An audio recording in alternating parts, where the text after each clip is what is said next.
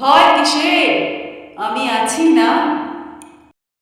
নমস্কার বন্ধুরা, আপনারা আছেন অপর্ণাস ফ্লেভারফুল রেসিপিতে। এই রেসিপি মানে জীবনের রেসিপি। আজকে নিয়ে এসেছি খুব সুন্দর একটা গল্প। তো চলুন গল্পটার সাথে আপনাদের পরিচয় করিয়ে দিই। যাদের ভূতের ভয় আছে তারা কিন্তু একটু সাবধানে গল্পটা শুনবেন। কিছু কিছু ঘটনা আমাদের মনের ভেতর এমন একটা জায়গা করে নেয় যে আমরা অনেক চেষ্টা করেও তাকে কিছুতেই ভুলতে পারি না। ঘটনার বাস্তবতা আমাদের ভুলতে দেয় না। এমনি একটি অদ্ভুত ঘটনা আমার জীবনে ঘটেছিল, যেন একটা সিনেমা, একটার পর একটা সিন যেন চলছে। প্রায় 20 বছর আগেকার এই ঘটনা। তখন আমি গ্রামের স্কুলে লেখাপড়া করছিলাম। কি সুন্দর সেই সময়টা! সারা দিন ঘুরে বেড়াচ্ছি, আম কোড়াচ্ছি, বন্ধুদের সাথে পুকুরে স্নান করছি, খেতে বাবার সাথে কাজ করছি, যাকে বলে একদম নির্মল আনন্দ। আমার সব থেকে ভালো বন্ধুর নাম ছিল ভোলা। দুই বন্ধুতে মিলেই চলতো ছোটবেলার সব দুষ্টুমিগুলো, যেন এক আত্মা এক প্রাণ। এই রকমই একটি দিনে রূপ কাকার আম বাগানে আমরা দুজন আম কুড়োতে পৌঁছলাম। কিন্তু হঠাৎ করে আবহাওয়া খুব খারাপ হয়ে গেল। আকাশ ঘিরে কালো মেঘ, একটু পরপর ভীষণ বাজ পড়তে শুরু করলো, আর তার সাথে প্রবল হাওয়া।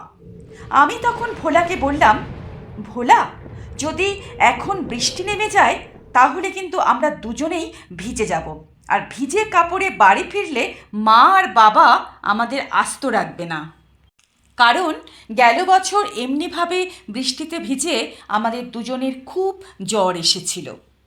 তখন ভোলা বলল, ঠিকই বলেছিস, ভিজে কাপড়ে বাড়ি ফিরলে আমার মাও আমার পিঠ আর আস্ত রাখবে না। তাছাড়া এইভাবে গাছের নিচে দাঁড়িয়ে থাকাটাও কিন্তু এখন বুদ্ধিমানের কাজ হবে না। যখন তখন গাছের ডাল ভেঙে পড়তে পারে আমাদের মাথার ওপর। তার চাইতে চল কোথাও একটা মাথা গোজার আশ্রয় খুঁজি। তখন আমরা দুজনেই এদিক ওদিক তাকিয়ে দেখলাম, না, কোথাও কোনো জায়গা নেই। এদিকে জোরে জোরে বাজ পড়তে শুরু করে। এই সময় আমাদের দুজনেরই নজরে পড়ল কতগুলো সিমেন্টের পাইপের ওপরে। এরপর আমরা দুজন নিরুপায় হয়ে সেই গোল গোল সিমেন্টের পাইপের ভেতর ঢুকে বসে পড়লাম। এরপর শুরু হলো ভীষণ বৃষ্টি, তার সাথে আকাশ কাঁপিয়ে বাজ পড়ার শব্দ। আমাদের দুজনের বুক দূর করতে লাগলো। চারিদিকে দিনের বেলাতেই অন্ধকার নেমে আসলো। এমন সময় আমরা লক্ষ্য করলাম দূরে এক ভয়ঙ্কর বাজ পড়ল। তার শব্দে যেন পৃথিবী কেঁপে উঠল।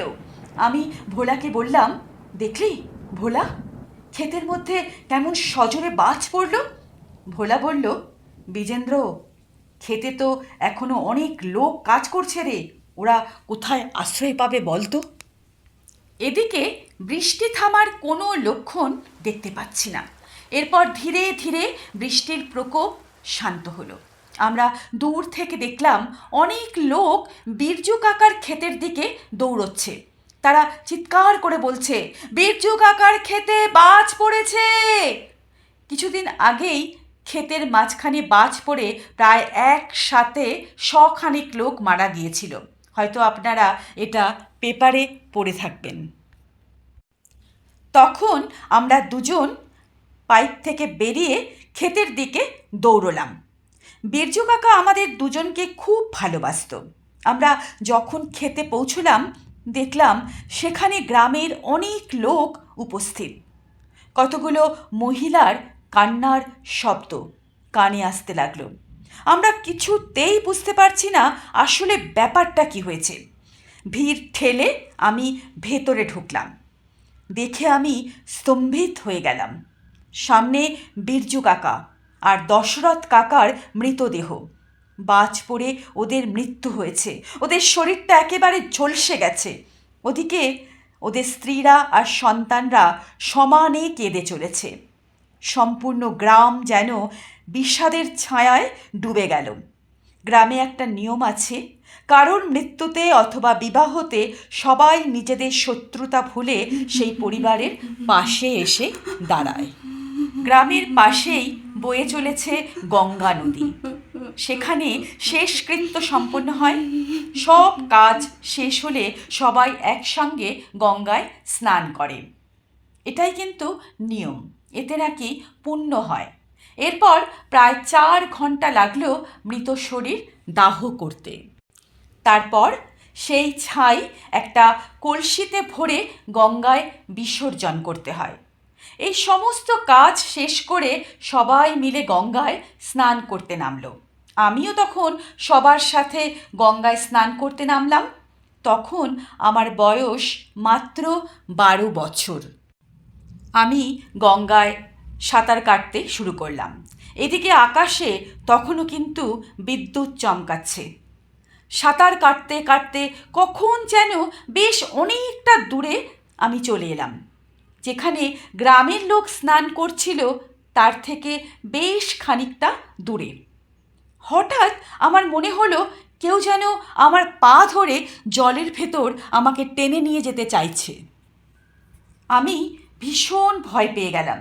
আমার পা ছাড়াবার চেষ্টা করতে লাগলাম। তারপর ভীষণ চিৎকার করে সবাইকে ডাকতে শুরু করলাম, বাঁচাও বাঁচাও, আমাকে কুমির টেনে নিয়ে যাচ্ছে, কে কোথায় আছো, আমাকে বাঁচাও। কিন্তু আমি সাঁতার কাটতে কাটতে এত দূরে চলে এসেছিলাম যে আমার চিৎকার কারোর কান অবধি পৌঁছলো না। আমার মনে হলো আর কখনো বাড়ি পৌঁছতে পারবো না। চারিদিকে অন্ধকার, কিচ্ছু দেখা যাচ্ছে না। আকাশে তখনও বিদ্যুৎ খেলে যাচ্ছে, শুধু নদীর কলকল শব্দ। আমি ভীষণ ভয় পেয়ে গেলাম। বুঝলাম আজ আমার মৃত্যু অনিবার্য। মায়ের মুখটা বড় মনে পড়তে লাগলো। হঠাৎ দেখি কে যেন সাঁতার কাটতে কাটতে আমার কাছে চলে আসছে। আমি ভাবলাম কেউ বোধহয় আমার আর্তনাদ শুনতে পেয়েছে। আমি অন্ধকারেই ভালোভাবে দেখার চেষ্টা করলাম। দেখে আমি অবাক হয়ে গেলাম। আমার মেরুদণ্ড দিয়ে যেন একটা ঠান্ডা রক্তের স্রোত বয়ে গেল। এ কে? এ যে বীরজু কাকা। কিছুক্ষণ আগেই তো তাকে আমরা দাহ করে এসেছি। প্রচণ্ড ভয়ে আমার শরীর যেন আরও জড়সড় হয়ে গেল। আমার কাছে বীরজু কাকা এসে বলল, কি হয়েছে বিজু, চিৎকার করছিস কেন? আমি চিৎকার করে কাঁদতে কাঁদতে বললাম, কাকা, আমাকে কুমিরে ধরেছে, আমি আর বাঁচব না, তুমি আমাকে বাঁচাও। হঠাৎ করে আমি যেন সব ভুলে গেলাম যে বীরজু কাকা তো বেঁচেই নেই। তখন কাকা বলল, আরে না না, কুমির কোথা থেকে আসবে এ নদীতে? এই নদীতে কুমির নেই। কিন্তু আমি কাকার কথা গ্রাহ্য করলাম না। আমি পরিষ্কার অনুভব করছি যে কুমির আমার পায়ে কামড়ে ধরে রেখেছে। তখন বীরজু কাকা বলল, ভয় পাস না, এই তো আমি এসে গেছি, সব ঠিক হয়ে যাবে। কিন্তু হঠাৎ করে আমার দু চোখে অন্ধকার নেমে আসলো। আমি অজ্ঞান হয়ে গেলাম। এরপর আমার আর কিচ্ছু মনে নেই। আমার জ্ঞান ফিরল ঠান্ডা জলো হাওয়ায়। আমার কেমন শীত করতে লাগলো। আমি চোখ মেলে দেখলাম একটা ট্র্যাক্টরের ওপরে শুয়ে আছি। আমার চারপাশে গ্রামের অনেক লোকজন। এরা সবাই দাহ কার্যের জন্য ট্র্যাক্টরে করে এসেছিল। এখানে গ্রামের সবাই ফিরে যাচ্ছে। কিন্তু আমি কিছুতেই বুঝতে পারছি না আমি এখানে এদের সাথে কিভাবে আসলাম। আমি তো গঙ্গা নদীতে সাঁতার কাটছিলাম, আর তখন আমার পায়ে কিছু একটা কামড়েছিল। তখন কেউ একজন বলে উঠল, ওহে খোকা, তোমাকে জলে ঢোড়া সাপ কামড়েছিল। এ সাপের বিষে মানুষ মরে না, বুঝেছ?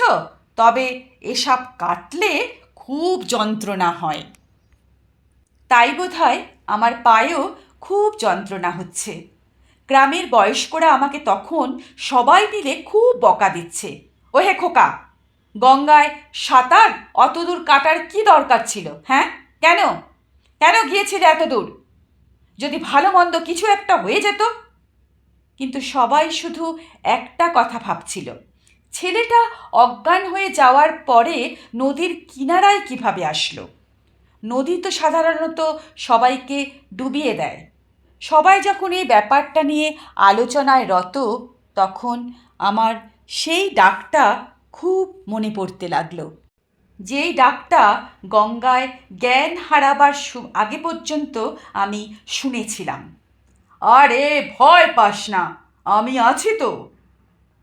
আপনারা হয়তো অবাক হবেন, কিন্তু ওই আওয়াজ বিরজু কাকার ছিল। সেই বিরজু কাকা যার দাহ কার্যে আমি এসেছিলাম। আমার জীবনে প্রথম কোনো আত্মার অনুভূতি, যা সবার কাছে কল্পনা হলেও আমার কাছে কিন্তু একটা সত্য ঘটনা। এই কথা আমি যখন সবাইকে বললাম, সবাই সে কথা বিশ্বাস করল। বয়স্করা বলল, এটাই আমাদের গ্রামের বৈশিষ্ট্য। এ গ্রামের সবাই দিতে জানে, তাই তো মৃত্যুর পরেও তোমার প্রাণ বাঁচিয়ে গেল বিরজু। যতক্ষণ মানুষ দাহকার্য শেষ করে নিজের নিজের ঘরে সুস্থভাবে না ফেরে, ততক্ষণ সে আত্মা শ্মশান বন্ধুদের রক্ষা করে চলে। এদের মধ্যে একজনের বেশ বয়স হয়েছে। তিনি বললেন, খোকা, আমার এত বয়স হলো, আমি কখনো এখানকার গঙ্গা নদীতে কাউকে ডুবতে দেখিনি। এই রকমই আমার গ্রাম। মনে হয় যেন কোনো অদৃশ্য শক্তি এই গ্রামের মানুষদের আগলে রাখে। যখন ভীষণ বন্যায় আমাদের পাশের গ্রাম জলে ডুবে যায়, তখনও কিন্তু আমাদের গ্রামে একটুও জল দাঁড়ায় না। এখন আমি অনেক বড় হয়ে গেছি।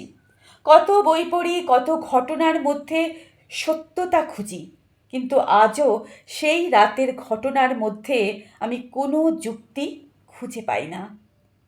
কে ছিল সেদিনের সেই লোকটা? আদৌ কি কেউ ছিল, না সম্পূর্ণটা আমার কেবল কল্পনা? এ উত্তর আমার জানা নেই। যদি আপনাদের কাছে এই উত্তর থাকে, আমাকে জানাবেন। শুধু একটা কথা জানি, যদি সেই দিন বিরজু কাকা আমাকে না বাঁচাতো, তাহলে আজকের এই গল্পটা আপনাদের কাছে আমি পরিবেশন করতে পারতাম না। একটা হিন্দি গল্পের বাংলা রূপ করে আপনাদের শোনালাম। পাশে থাকবেন সুন্দর সুন্দর হিন্দি গল্প শোনার জন্য। আজকে এই পর্যন্ত। অপর্ণাস ফ্লেভারফুল রেসিপিকে সাবস্ক্রাইব করে নেবেন। ভালো থাকবেন।